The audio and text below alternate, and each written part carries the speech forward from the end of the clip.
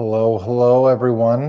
For those of you tuning in, welcome to another iteration of the Psychedelic States of America Advocacy Spotlight Initiative, brought to you by our friends at Psychedelics Today, High Times, Lucid News, and Reality Sandwich. My name, as you can see in the bottom left corner, is Jack Gorsline. I'm the founder of Psychedelic States of America and an investigative journalist focused on the politics of drug policy reform. I'm really excited to be joined today by the co-founder of a fascinating organization that is set to, as we've listed in the title, guide an emerging industry. I'm here with Britt Rollins, co-founder of the National Psychedelics Association. Britt, thank you so much for joining us today. Absolutely, Jack. Glad to be here. Yeah. So for those who are entirely unfamiliar with what it is that NPA does, give us that 3,000-foot view. What is the National Psychedelics Association? Yeah. Well, to start off with, the National Psychedelics Association was formed as a business association pursuant in a 501c6 to offer services, business services, and the like to the newly formed regulated state psychedelic assisted care industry. And what I mean by that, that is the Measure 109 that propped up in Oregon, that is the Natural Medicine and Health Act in Colorado, as well as the recent legislative initiative that went down in New Mexico. Our real goal is to support the practitioners of psychedelic assisted care so they may provide more effective and more efficacious provision of care to their clients and to their constituents.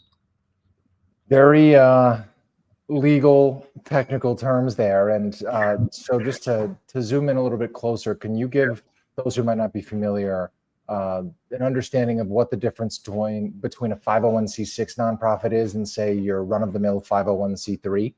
Yeah, sure. A 501c6 is just a different IRS designation that allows individuals of a common business practice or a common field work together to help support and to bring any number of professional and legitimizing forces behind it to ensure that not only is the work these businesses are doing is above board, but also it's a way of self-regulating and to provide an avenue for those who are practicing this type of care with psychedelics, that they are aligned. And so it's more of an association of businesses who are really formulating together to help move the needle from their vantage point and what they're working on.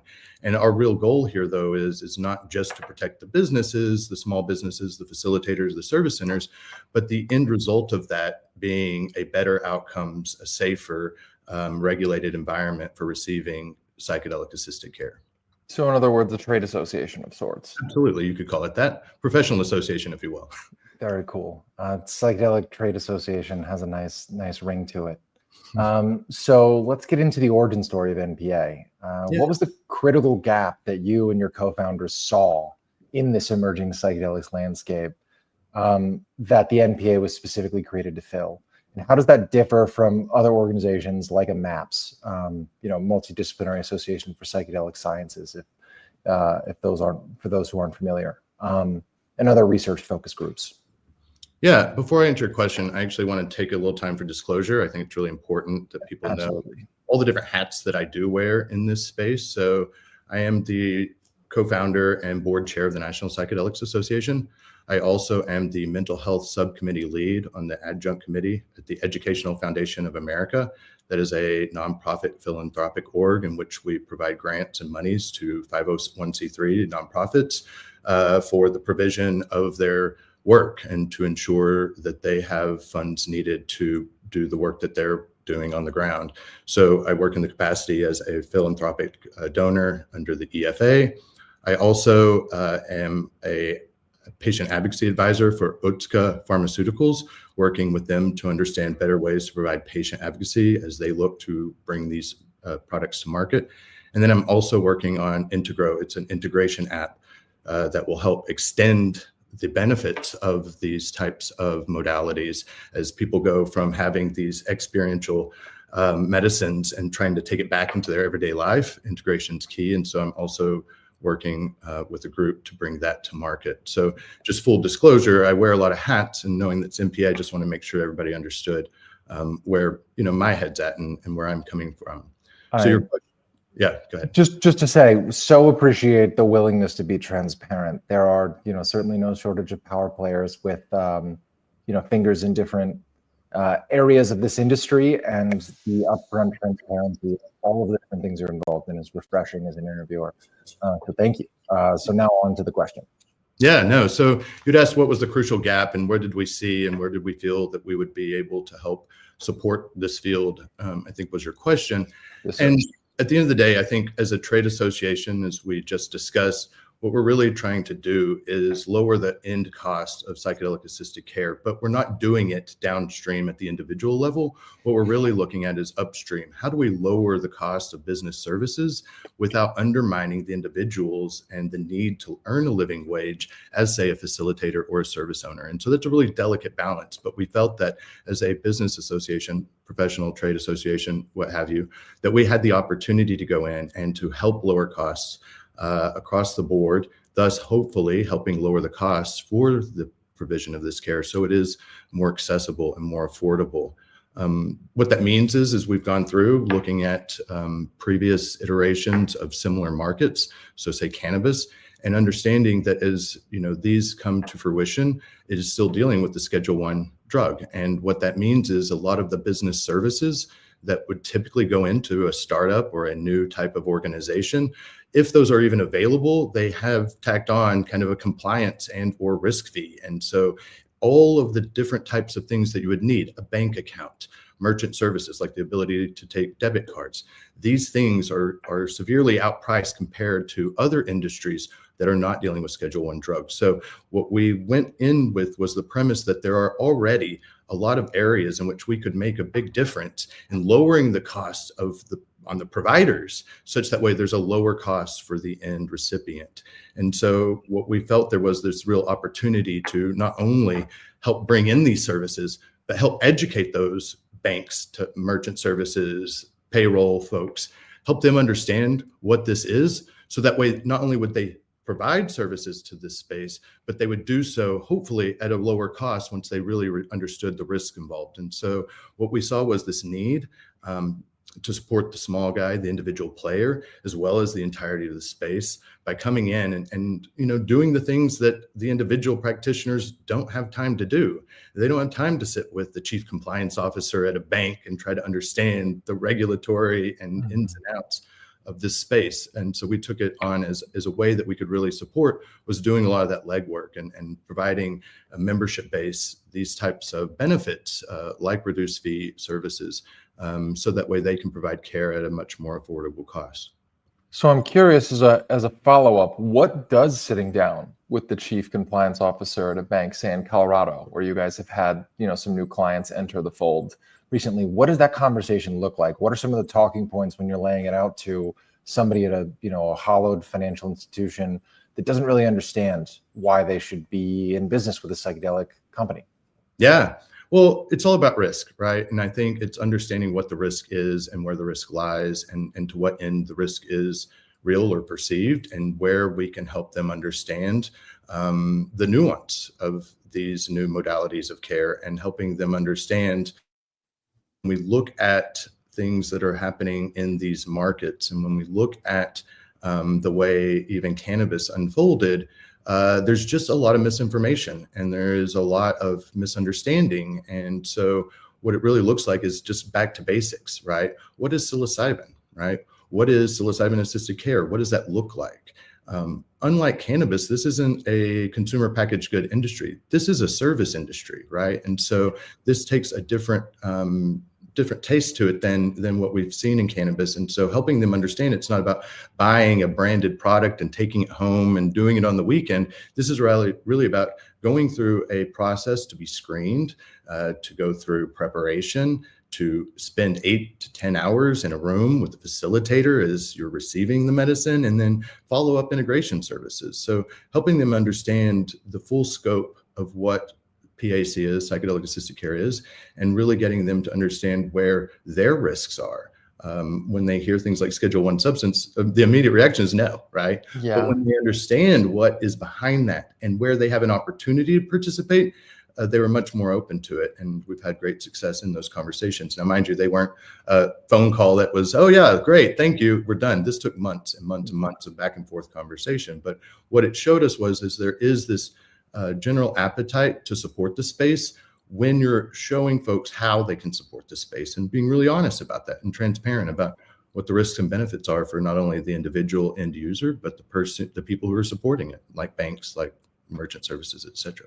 Yeah, one of the things we'll get to, of course, is NPA's unique dual role, both as industry supporter and infrastructure builder, bridge builder of sorts, but also working hand in hand on the advocacy. And I think you drew a really, unique point there that I don't think enough of the general public is educated enough on, and that this is a service industry. It is not for goods, a for purchase packaged goods industry. And one of the things that I've seen in documenting frontline advocacy is that so many folks who are unaware of that difference get very squirrely about the potential for an emerging psychedelics industry to become your, dispensary front model, as many cannabis industries at the state level have become, whether it's rec or simply medical. So again, really fascinating dual perspective, but so much of this, to your point, becomes educating stakeholders or, potential stakeholders on the very basics of what psychedelics are. There's such an interest from folks who are in the know or have a general understanding of the potential benefits therapeutically or recreationally or whatever it may be, but there's still such a gap in public education on the nuances of, okay, psilocybin is actually one of the safest drugs in terms of, no overdose risk, reduces, increases tolerance every time you use. So it's not, something that is habit forming or addictive. I know there's some debate over that, but, I have found it's not habit forming or addictive. And there's a really interesting comparison here between what you guys are doing and what psychedelic journalists have to do, which is a constant public education effort in addition to actually reporting things or actually shaping industry.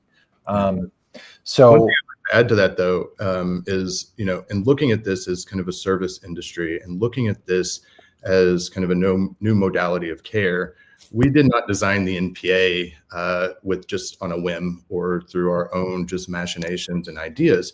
We looked at models that came before us. So really looking at things like the American Psychological Association and the National Cannabis Industry Association, and understanding how they went about setting up those associations, where they had positive impact and where they may have missed the mark. One thing you might not realize, the American Psychological Association really started booming when they started offering malpractice insurance.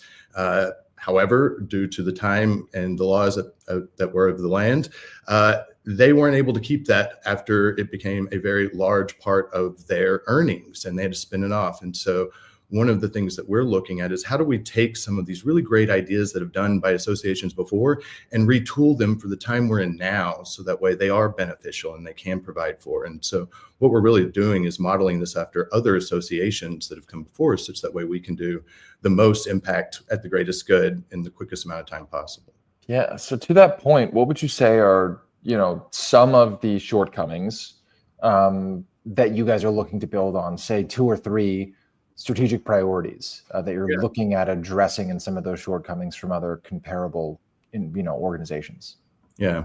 Well, I think right out of the gate, risk mitigation is a key area of focus for us. And when I say risk mitigation, I'm not saying that this is a risky space or there's an inherent risk with psilocybin, but risk mitigation is a need across any business or industry, right? Because that's just what the public needs. And if we think about good public behavior and how we engage with the public, we need to have transparency, and we need to make sure that when we're talking about this, we are thinking about the end user, the end client in mind. And so what that really means is that we are going to be looking at things like professional liability insurance, general liability insurance, but not just those tools to ensure, people on the back end of harm can be made whole. We're also looking at how do we reduce the harm overall. So bringing forth accreditation of training programs. What that means is just making sure the training programs are all meeting a certain level of value and a certain level of thoroughness that makes sure that the education they're providing to facilitators, the education they're providing to those who are operating in this space is top notch. And so accreditation is key. Credentialing, future credentialing of facilitators. they're regulated by the states, but at the same time, there still can be a higher order because as we know, seeing cannabis, it becomes a bit of a patchwork quilt, right? And every state does something a little bit different. Well, this is an opportunity to, level up in a way and provide some of those cross the board assurances that people really are doing the best job possible based off the best information. So that's one, risk mitigation. How do we lower risk overall as a field, as an industry? Mm-hmm. More critically important right now is communications. And when I say communications, I'm talking about real awareness of the benefits. There's a lot of that talk going on, benefits. But we have to talk about the risks too, right? There are contraindications here. There are individuals that, as of the science we know it now, who are being kind of screened out, and we have to make sure that we're balancing that correctly. And so what we're looking to do going into next year is starting a broader awareness campaign. But I'm not talking about Google ads or Facebook ads and the like. Yeah, that will be a part of the mix later on. We want to start with the healthcare professionals. We want to start with those who are already guiding patients, guiding individuals who may have mental health needs towards appropriate solutions. There is no state dollars set aside, and there is no nonprofit or otherwise currently out there providing that type of education. Similarly, you'd see pharma do. So what we're really looking at is first going after and educating the healthcare professionals so they can talk to their patients about this. And then 6-12 months after launching that initiative, we will go forward with a more awareness campaign to the general public.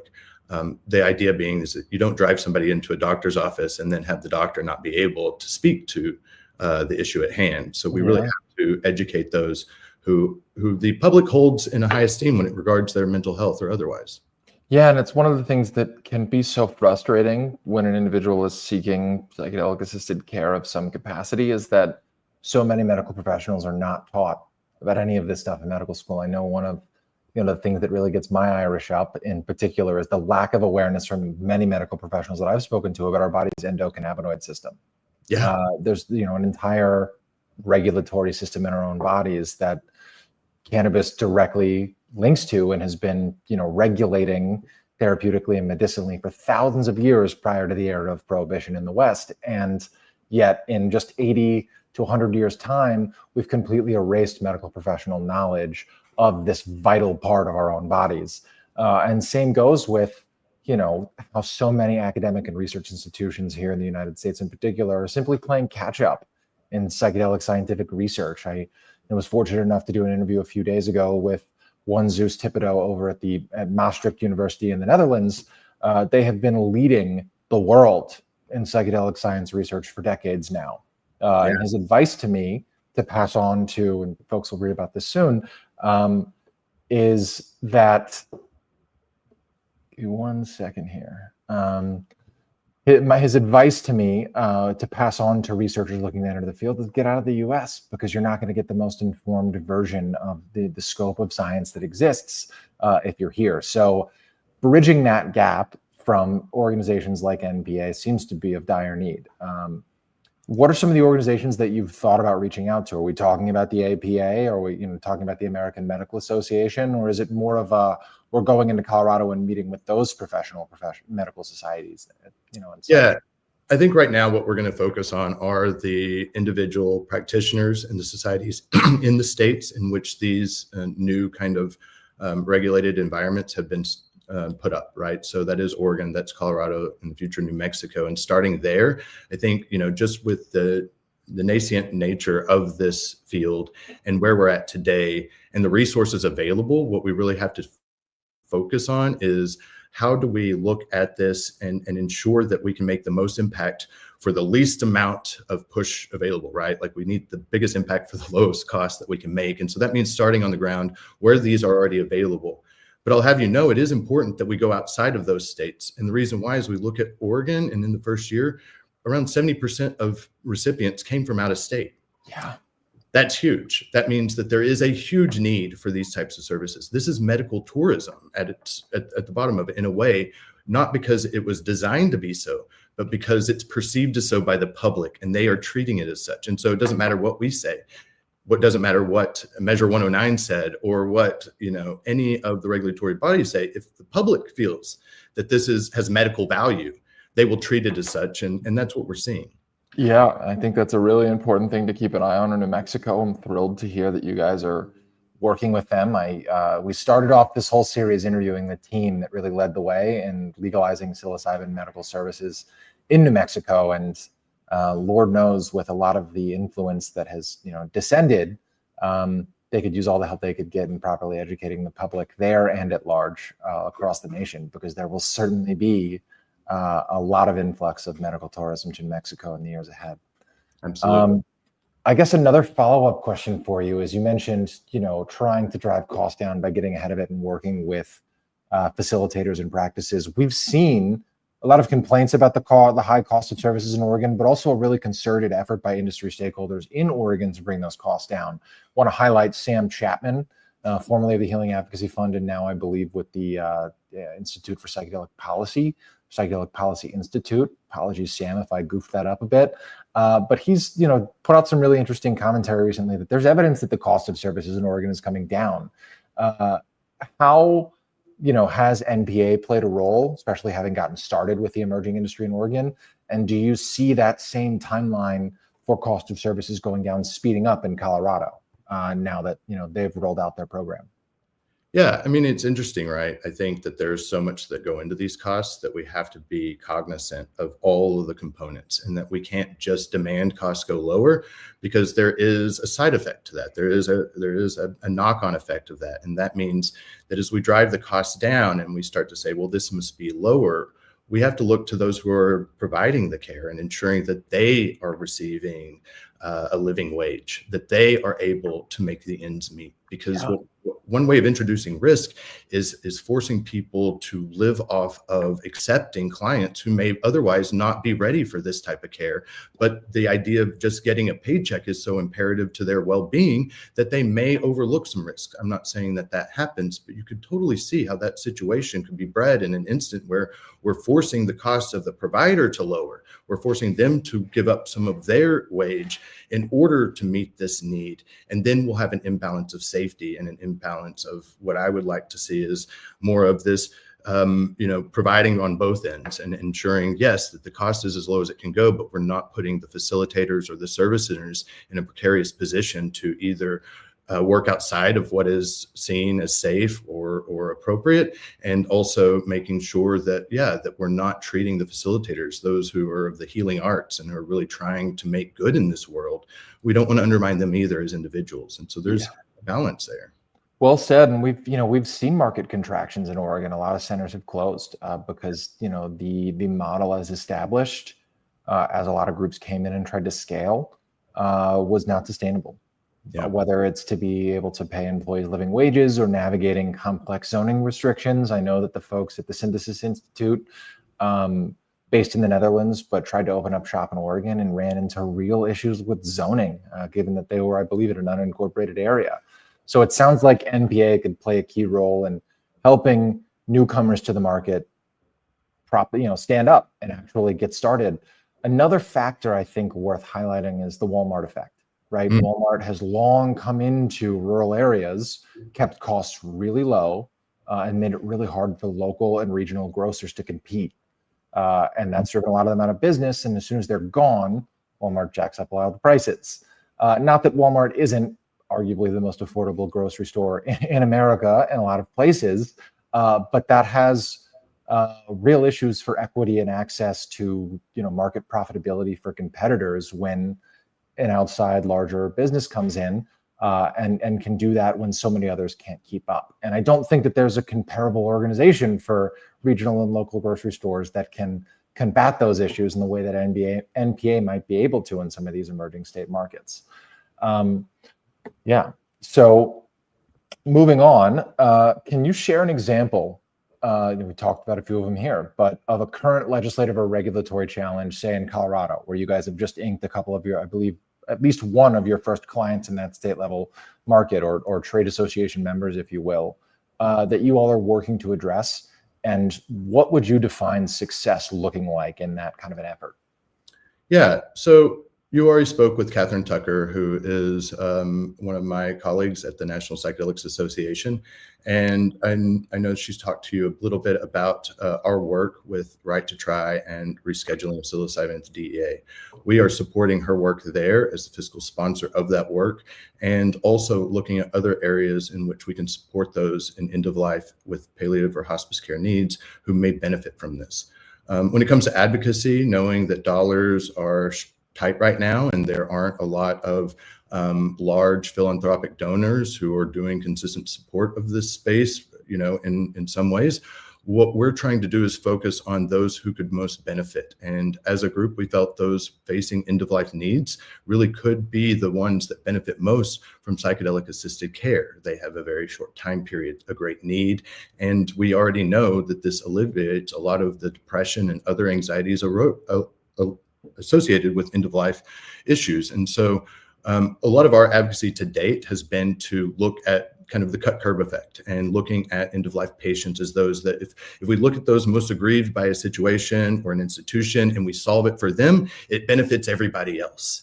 And so a lot of our advocacy has been centered around end of life. And we've also looked at working with the state of Oregon to allow for hospice and palliative care at home here in the state where it's not currently allowed, because we understand that that is where provision of care should be done for those in end of life needs. And we're hopeful that those laws will change to allow for them to be able to receive care at home. And so right now, our advocacy has been focused on a single population and how do we move the needle there. But there's a lot more that can be done, and we do want to participate in those conversations. But we've had a very narrow focus as of today. Yeah, I know. First of all, shout out Catherine Tucker, a true legal maverick of our time, who has had more of an impact with a whole lot less resources than a lot of organizations will have in their entire lifetimes. Truly a gem.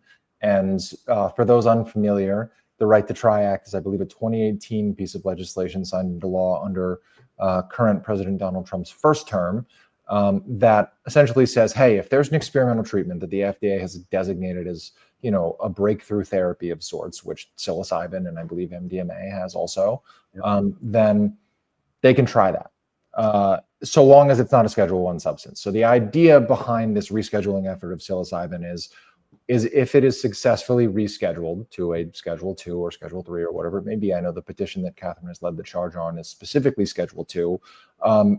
Doctors and medical professionals all across the country could, in theory, and I know Catherine and Shane Pennington, her co-counsel, have some very strong thoughts on the idea of in theory. They're very confident that this is something that will be happening should their petition be successful.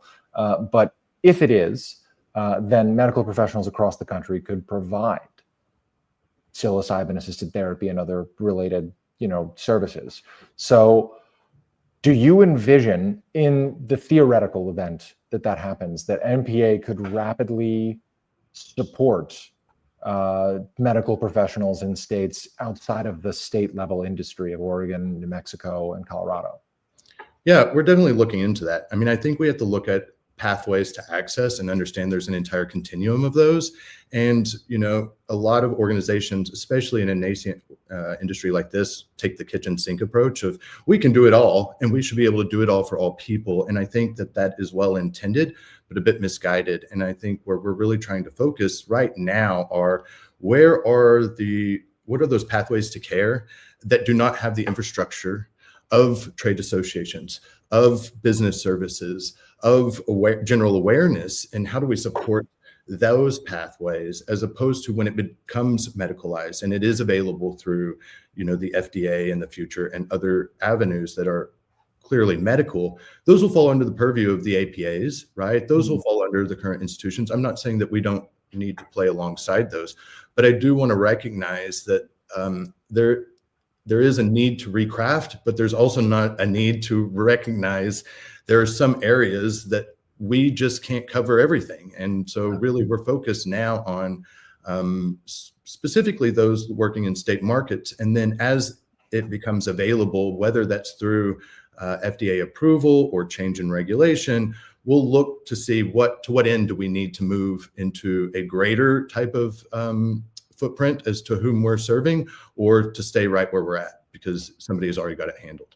Yeah, I think that measured approach is really refreshing. I know that this isn't the NPA's first year of existence, Yeah. but you guys have made the calculated decision to roll out your social media presence just this year. And I think that the thought and care that the board and NPA's entire leadership has put into how do we, take as many steps in the right direction as possible without overextending ourselves is a lesson that many organizations in the psychedelic sphere could certainly learn from, but is also, has the potential of setting a new standard for how organization building in both the psychedelic industry and many other industries like it, cannabis included, I think, can think. I think one of the most important things a man can know, a man, woman, or friend beyond the binary, if you will, is their limits. And it seems like NPA knows firmly where their limits are currently and where their limits might extend to in the future. So Britt, tell us a little bit about the advocacy work that NPA has engaged in so far. We'll start there and then we'll get to, how you end up balancing that with the industry shaping role that NPA will play and has played. Yeah, I mean, advocacy, we look at the work we're doing with Catherine Tucker and End of Life, and that's one form of advocacy. The other form of advocacy that we're really kind of participating in here is advocating on behalf of those who are participating in the healing arts, those who are operating service centers, those who are facilitators, those who are coming to this with a passion to heal, to make better, to make whole, to hold space for. These are individuals who aren't necessarily businessmen. They aren't necessarily from a line of, having done startups or having run clinics. They really are coming from a place of healing and helping others heal. And so recognizing that, we view ourselves as advocates for them in a way, making sure that it's known. We were talking earlier about facilitators and living wage. I've heard, there are instances here in Oregon where when you look at them working as independent contractors, and then by the time they pay their taxes on what they made, I've heard of individuals making just about minimum wage for this work as a facilitator.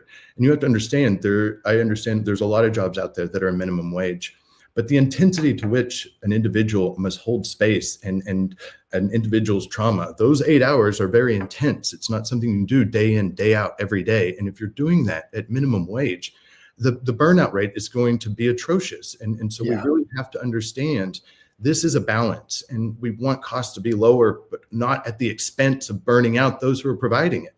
Yeah. And so when we think of the advocacy that we're doing, the advocacy is on behalf downstream, making sure this care gets out and is as accessible and equitable as possible, and also not, chopping off the hand that feeds you, and making sure that those who are providing this are taken care of too, because it is a balance, and we can't exonerate one at the expense of another. And we can't look at this as, a zero-sum game, that if we drive down costs, it's all good because it's a cheaper price for the end client. We have to recognize the inputs and the real world needs of those who are providing it, and making sure that we do that balance. And so our advocacy, like I said, is really on behalf of those who are operating here, and not at the expense of the end user, but in honor of the end user and the provider, is kind of where I see us operating. Yeah, I think that's a really sharp argument that, there are a lot of incredibly passionate frontline grassroots advocates that have gotten, pretty frustrated with the cost of entry, both to become a facilitator, specifically in Colorado. It's pretty expensive to become a licensed facilitator at the state level. And yet, again, to your point, the living wage is essential. A minimum wage in most states in the United States is not a living wage.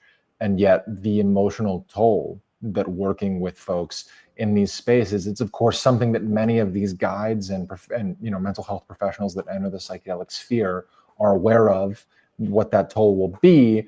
And yet you can't really understand the toll that takes on you until you've done it. Yeah.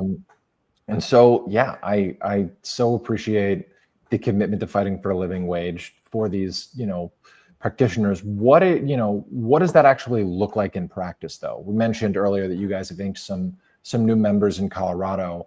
How do you work with them to define for what a living wage looks like, and also how they can be better advocates, both for their themselves as industry stakeholders and for their patients? Yeah, I mean, we're getting there. This is all a work in process. And so one of the areas that what I'd mentioned earlier of lowering the cost of doing business, right now, we are not in a position to start advocating for lower fees. These are fee-based systems. And in order for us to be able to regulate them and make sure they stay safe and in line, we have to have fees that pay for the bureaucratic appointments that are necessary and for order for these programs to survive. So fees are going to be necessary, and we can look at that as an opportunity. But there's so many other places, like I mentioned with banking, working with a couple key banks, we were able to bring down the banking fees on compliance such that way they become more affordable to just have a checking account. The Schedule 1 issue caused compliance fees to skyrocket. And if you looked out of the gate, you would be seeing something like $300, $400 a month just to have a checking account. That is outrageous. Yeah. We've been able to reduce that down to 100. It's still far too high. But what we're trying to do is continually educate to lower the fear of doing businesses with these businesses, right?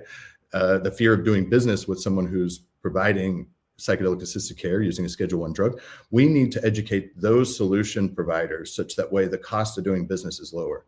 Another area that we're looking at and we're hoping to bring to market, we've already gone through a feasibility study and have found a domicile, is to bring forth a much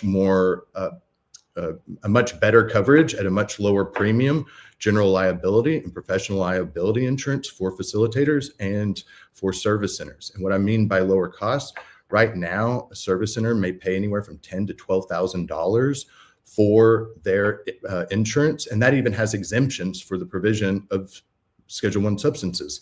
So what we're looking to bring about is a policy that's probably more aligned with $3,000 a year and has twice as much coverage than what's currently provided. And we can do that through the association and some of the different mechanisms that they're allowed through regulated processes. Yeah. So in layman's terms, that the insurance conversation is obviously a big one. I know that there are groups, for example, Enthea, Sherry Rice, I always mispronounce her last name, and I apologize, Sherry. I think you're fantastic. There's groups that are actively trying to address this in different ways. I know that Enthea partners with, for example, labor unions and different trade unions to provide benefits for, coverage for ketamine-assisted therapy, and in states where psilocybin and other psychedelic-assisted therapies may become legal, the framework includes provisions for that to be covered as well, not through a standard health insurance coverage, but through benefits of being a member of said union.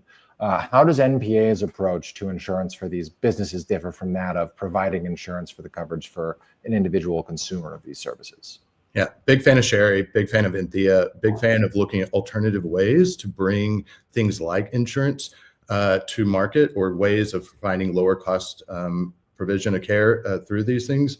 And so if I think about Enthea, they're looking at the reimbursement for the services on behalf of the end client. What we're looking at is the other side of that coin, which is general liability, slip and fall, right? Those types, and you can imagine slip and fall under a Schedule 1 substance. There's a big fear that that increases by X amount when we think about how an individual might unfortunately get hurt if in these situations. And so we want to make sure that that coverage isn't unduly harming the center, that professional liability isn't unduly harming the financial viability of the facilitator, but they are able to utilize that as a backstop. And that's what we expect of any professional industry, right? If we look at any other business or any other area of American society, these types of things are readily available because we expect them to be. And that's what we deem to be a professional industry. And that's when we feel safe about participating in what those industries are providing. And so we're really looking at the coverage for the provider, again, upstream from the end user, but very much in benefit to the end user, because we have provided this level of coverage in the case that something unfortunate occurs, and making sure that people are made whole on the end. Yeah, I think continuously going to be such an important conversation, especially as Colorado gears up to roll out an ibogaine assisted therapy program pretty quickly, from my understanding. I think they're in good hands with Dominique Mandiola at the helm of the Colorado Natural Medicine Health Department. But obviously, ibogaine carries a number of risks that psilocybin assisted therapy just does not. Those risks have come down as medical science has adapted and identified new ways to counteract some of the cardiovascular risks of ibogaine. Shout out Nolan Williams, rest in peace, who really discovered that magnesium can be a great counteractant for some of the cardiovascular concerns associated with ibogaine-assisted care, but we're still going to have folks that seek out ibogaine-assisted therapy and may have some side effects or some struggles with it, that having risk mitigation services, and again, the slip and fall insurance, if you will, is going to be a dire need as that becomes the first state-regulated ibogaine therapy program in the country. So glad to hear that you guys are thinking ahead on that front. Let's talk a little bit about core ethics and principles that you guys are establishing at NPA for some of the stakeholders that you brought into NPA membership. What are some of the ethical principles or guidelines that NPA is emphasizing for members, and that can ensure that the movement progresses with integrity? Yeah.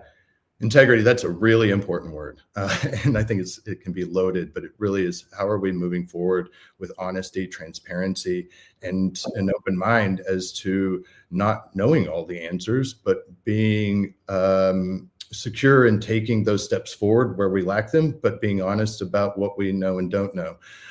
What we're currently focused on is building an organization that really is for and of the businesses in this space. And rather than taking a top-down approach to that type of care, what we're really trying to do is create an environment in which those on the ground who are operating these spaces, who are the most informed of how these are being rolled out and where the risks are and where there are vulnerabilities when it comes to integrity and or ethics, understanding those in a real world way as opposed to being from an ivory tower and dictating on high. What we're trying to do is build consensus among the operators. And so right now, current state, we're requiring members to live up and to uphold the state regulations as put forth by the programs in those states, bare minimum.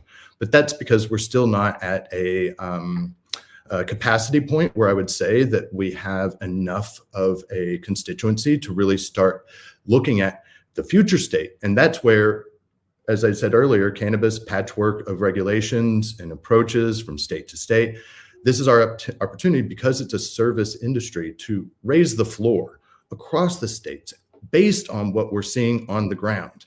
And that's going to be a critical importance, because anyone who's sitting in, say, more of an academic or research type of institution, that's not the real world. That's not the wild. That's not where things are going down. And so when we make rules and decide our ethics based on these very pristine kind of circumstances that are highly kind of organized and created, we're not seeing what the real issues are. And so our kind of approach to this is right now rely on the good ideas and the good beliefs of what the states are putting forth, having people uphold those for membership.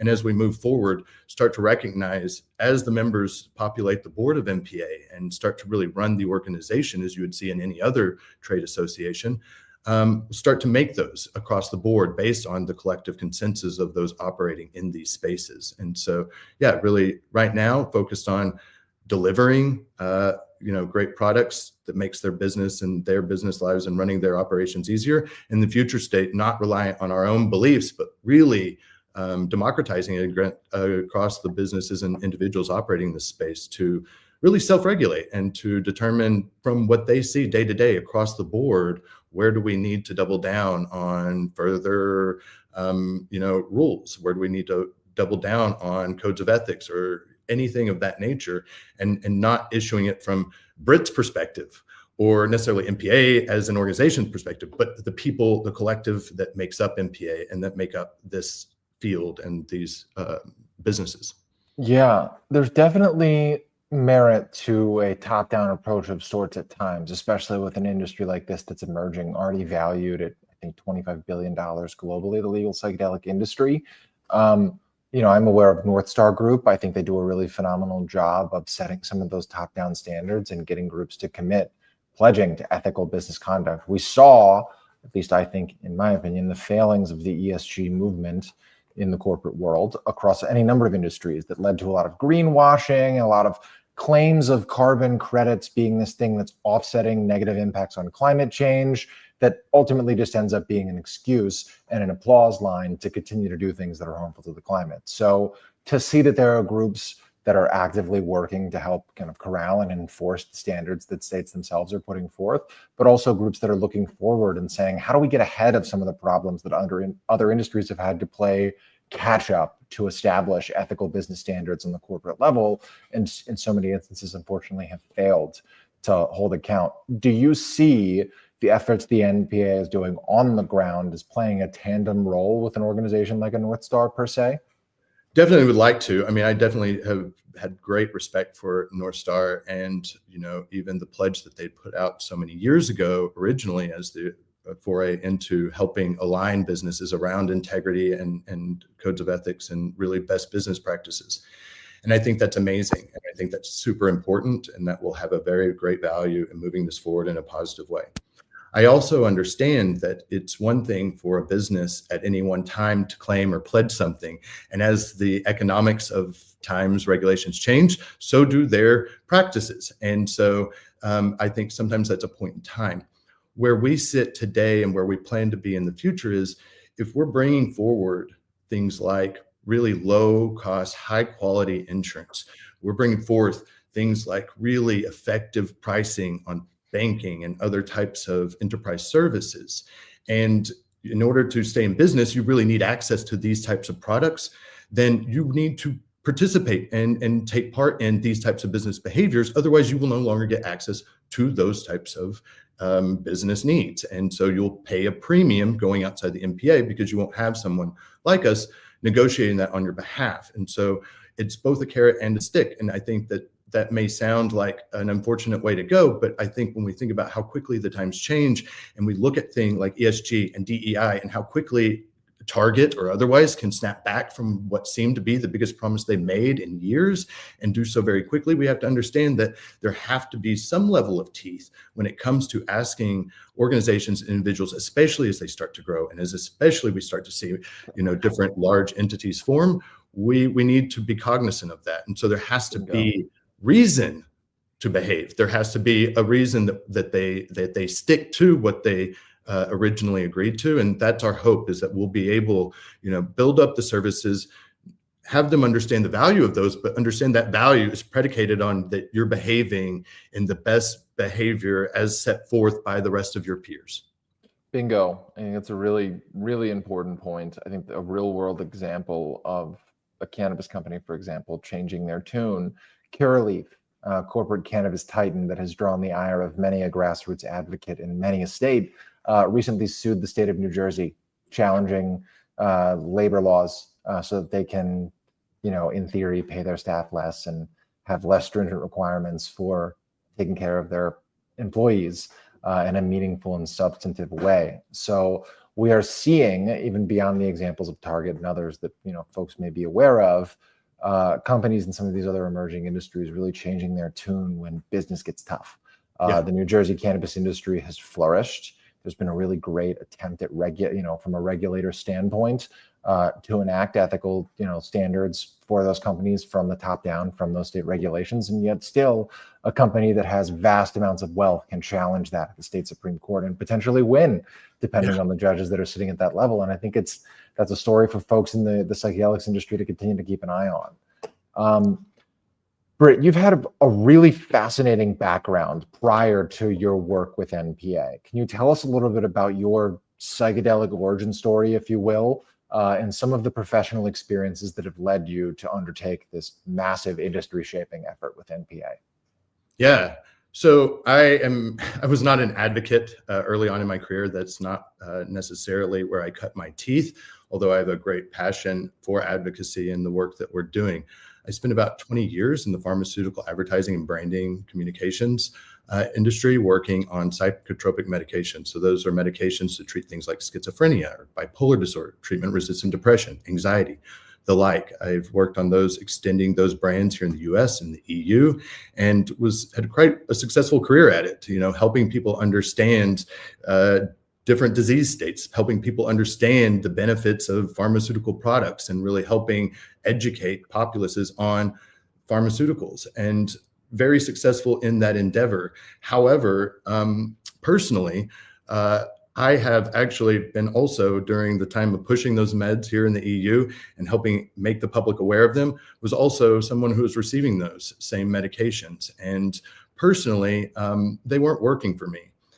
Going back to kind of my own roots, growing up in West Texas in the 80s, being gay before it was cool or even accepted in any meaningful way, I led a life of hypervigilance and anxiety based on my upbringing in those environments, and the lack of acceptance that there were for people like me. And so that led to a lot of strife and a lot of self-doubt. And even though I built up a career in pharmaceutical advertising, it was a paper mache life. And in 2016, I was living in the Bay Area and so privileged to be going to a somatic practitioner who understood the need that I had for something like this and really helped me understand how I might benefit. And so after quite a lot of back and forth and denying what we all learned from Nancy Reagan, that this is going to fry our brains, I finally gave in and said, you know what, I'm going to give this a shot. And to be honest, Jack, it changed my life. It wasn't one, it wasn't 2 sessions, it was more like 6. But what really occurred to me was a level of change and clarity and agency that I just didn't have before. And so from there, it wasn't just a cleaving off of the old career and moving into psychedelics. I stayed in pharma, but I started volunteering with Veterans of War, which was a small outfit looking to end veteran suicide through 6-month curriculum using ayahuasca and then integration.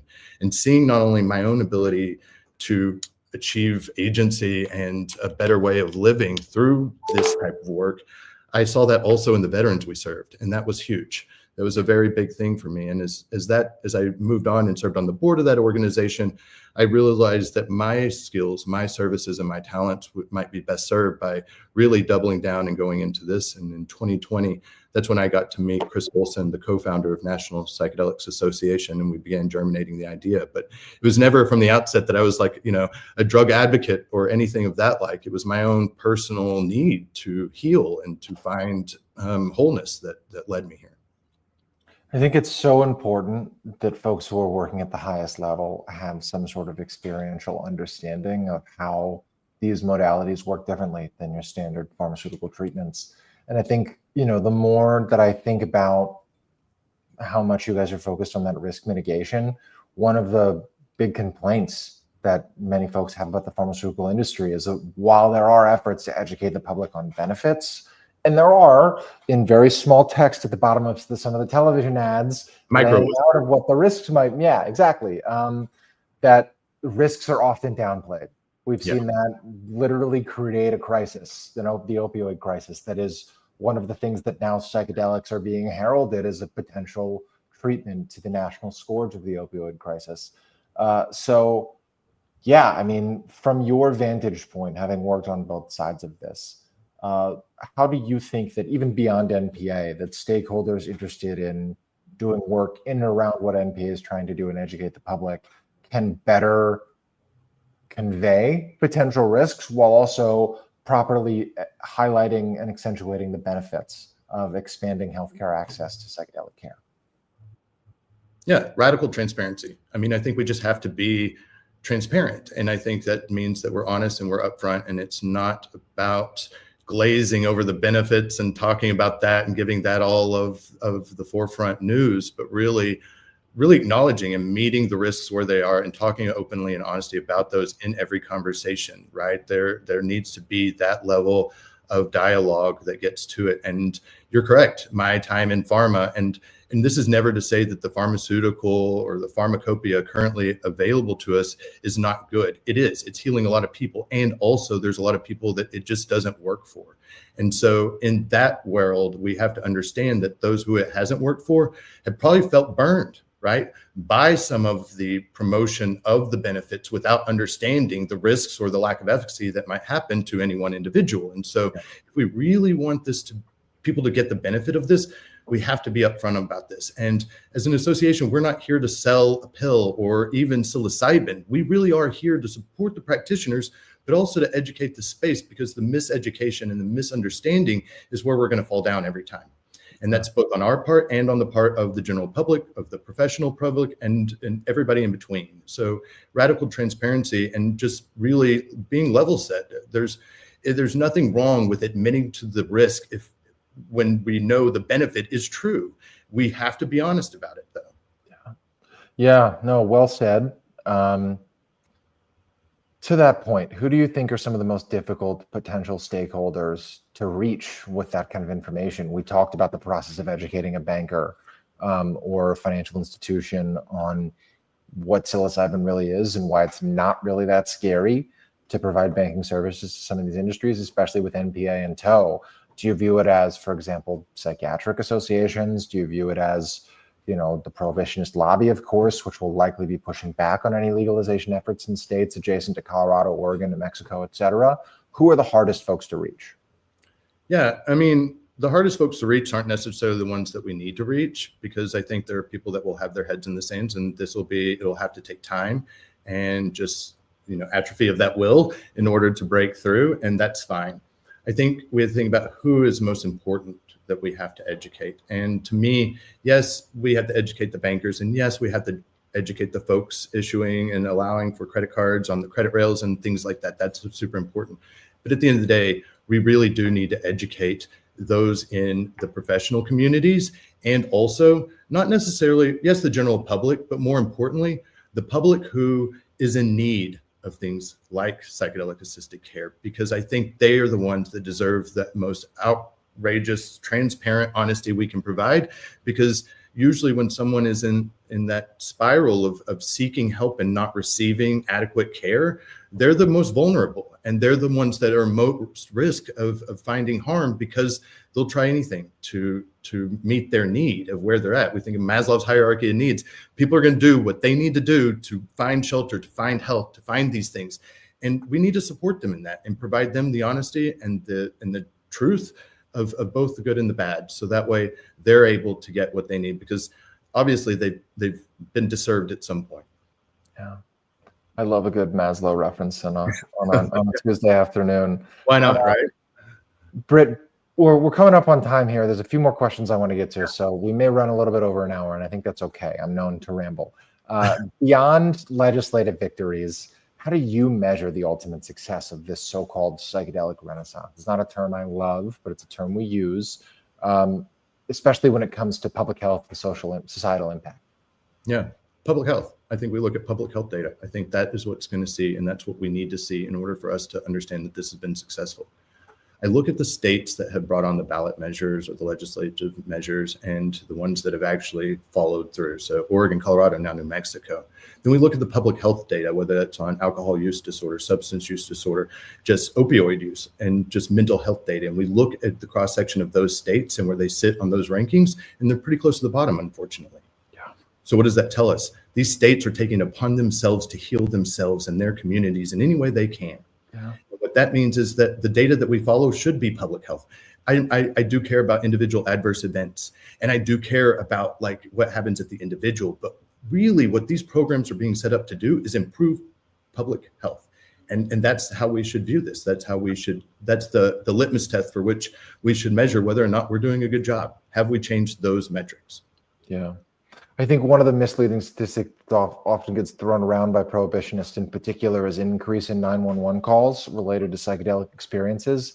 I know there was a slight uptick, I believe in Colorado in the first year, but that's almost a public health win in my opinion. I don't know about you, because it means that people feel safe enough when using, whether it's in a regulated setting or Colorado being decriminalized for personal use and possession and home cultivation, they feel safe enough to seek medical advice in the most sensible way when you're in the throes of it, a 911 phone call.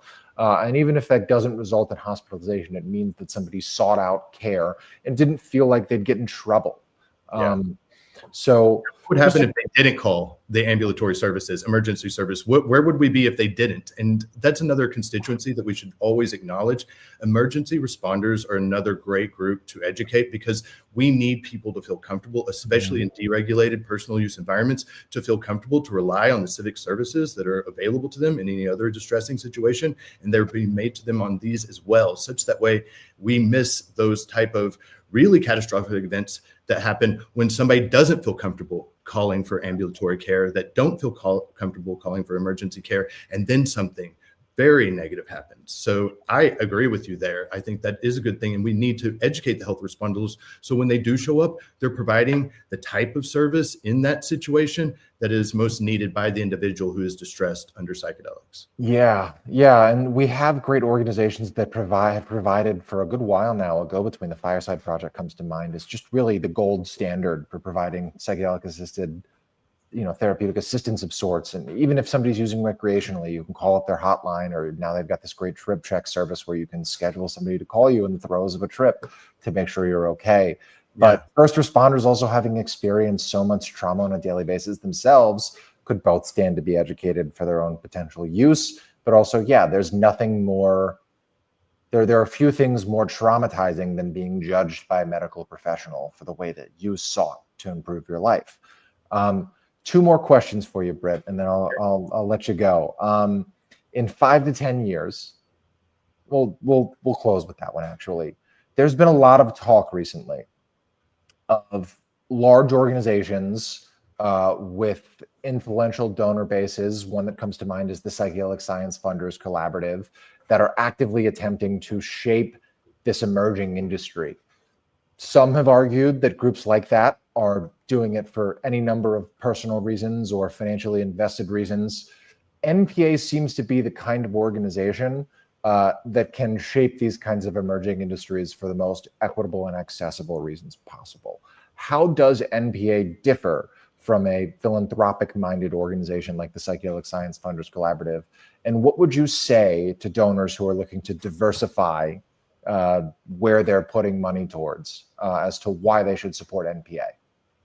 Yeah, I think that's a good question. I think, as with anything new, interests get tangled and people look to support in the ways that they know how. And those may start out from places of altruism and morph otherwise over time, or maybe they weren't there at all. But also we have to recognize there's two sides to any new industry being formed or formulated, and that is both the individuals who want to participate in that and then those who want to fund it. And if we look at this and think of something as PSFC, they are not unlike whom I work with, Educational Foundation of America, who is a philanthropic giving organization.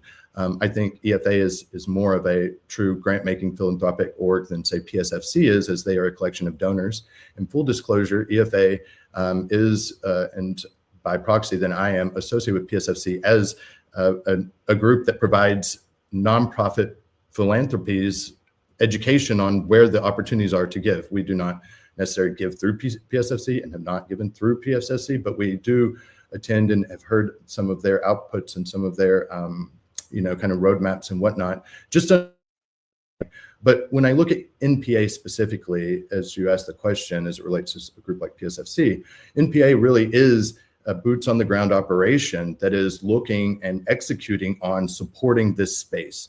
We are not a funding group, nor are we looking to provide grants to nonprofits, nor are we looking to shape the behavior of other nonprofits. That's not our goal. What we're looking to do is to really service the individuals at the state level who are participating in these fields. And so we are not like that, or are not necessarily similar in the sense of we're really looking at approaching this from a different way. And I think that is important to notate. And, we have stayed below the radar. You mentioned earlier not having the social media up, which killed me as a communicator. I was like, oh, we have to. But really, it was a choice. And it was because we're not receiving big funds or any checks really from that organization. A couple of smaller donations from a few members, but not by and large from PSFC. And that's because we really are trying to do this in a way that is a bottoms up. This is to support the businesses. And so we're not a top down approach organization. And so I think that is a real difference here. And also the fact that we're not looking to shape the market by the grants we give. We're looking to support the market by providing services to those operating here. Yeah. I think it's, again, just such a fascinating concept. And that ground up approach seems to be the approach that is actually having a lasting impact on how this entire industry and this movement at large, one that I have long said is both one of the most fascinating and will be remembered as one of the most consequential political movements of the 21st century. I've often said that's on, in the US. I think that will end up being on a global scale. And NPA seems to really have their finger on the pulse of where we're headed. So to close, 5 to 10 years from now, what do you hope the psychedelic industry looks like in the US and potentially abroad? And what must happen now to ensure that that vision is realized? Yeah, 5 to 10 years, really open access across the US, and looking at this not from the medicalization, but understanding for the first time in history, we have what's being seen as a therapeutic modality that we do not have access through the medical model for, by and large, the public, right? We have in a lot of places personal use and decrim. We have religious use. We have now the state community type use. And then we have these clinical trials, but we're missing a slice of the pie. And so this is a therapeutic modality that isn't even available through the medical lane at this time. And so what does that mean? That means that access should be open in a lot of different ways, because it can be, we know that. And so in my mind's eye, what this looks like is, yes, we do have the FDA paths, because there are some people who will only trust an FDA product. At the same time, we are still fully supporting of those religious organizations that are supplying this as a sacrament to their constituents. That is also protected, that people who want to do this on their own or with a friend and have been taught and have the knowledge on how to do so and can call, an emergency responder if they need it, who's going to care for them in their time of need as it should be done. That should also be available. And, we have communities. So the states like Oregon, Colorado, we have more of the states. I think there's like 17 or so that are looking at different types of ways of bringing this forward. We make that path available too, because the way we're going to get to a goal where, this is widely accessible for healing, right? For the betterment of individuals, we have to provide those multiple paths. So in 5 to 10 years, I really believe and hope to see that all of those are still available, and we're pushing against them.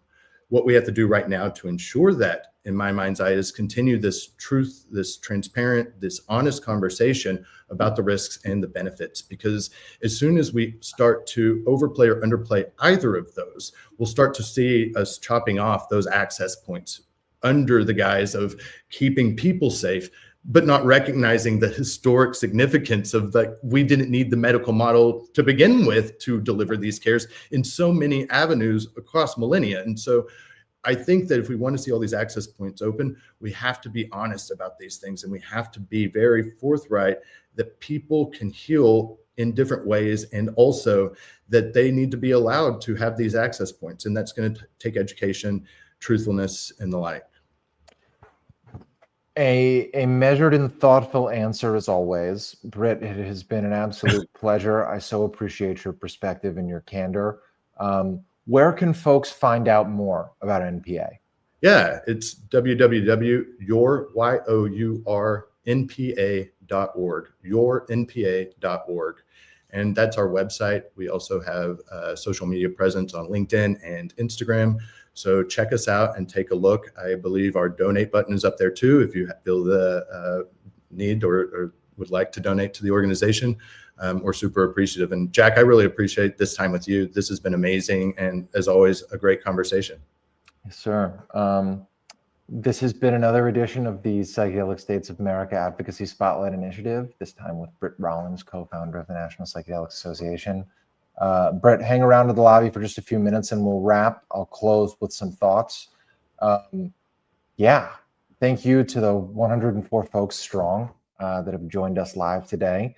We'll be sure to roll out some clips in the full episode in the days ahead. I want to thank again our media partners, Psychedelics Today, High Times Magazine, the good folks over at Lucid News and Reality Sandwich as well. Without them, the PSA Advocacy Spotlight Initiative would simply not be possible. And I think there are a lot of lessons to be learned from what NPA is doing and what they are building for the psychedelic media sphere in particular. I am a big fan, as anybody who's followed my work is aware, of collaborative opportunities in this space. We are much stronger as a media collective when we're working together and diversifying our content, both in unison, while also highlighting exclusivity. So grateful for those of you that have joined us and continue to support. I want to throw up in the corner just our QR code. We recently obtained fiscal sponsorship from the association, the Alternate News Weekly Foundation, excuse me, little tongue-tied here at the end. And we would love your support to be able to keep this going. We have not been taking on sponsors or running any advertisements for a reason. Or paywalling anything for a reason, because as Britt and I discussed, psychedelic journalism, just as psychedelic industry shaping, is a public education service. And we really believe that it should be free and unfettered from financial or classist access alone. So check out the UR code. We will include donation links, etc., as well as NPA's information in the show notes in the days to come. And I will just close by saying that a couple of big articles have dropped in recent months, written by myself and my, Psychedelic States of America co-director Noah Daly, about lessons that the industry can be learning from political movements, both in my former state of Massachusetts, as well as, in states far and wide. I would really encourage folks to read in full and take away something from the lessons that we have been able to uncover, and how some of these state political movements falter or act in bad faith by those who are in leadership. And I will also just tease that there is a lot more to come on that front. So we hope to see you all back again next time for the PSA Advocacy Spotlight Initiative. But until then, I'm Jack Gorsline. Have a great rest of your Tuesday, everybody.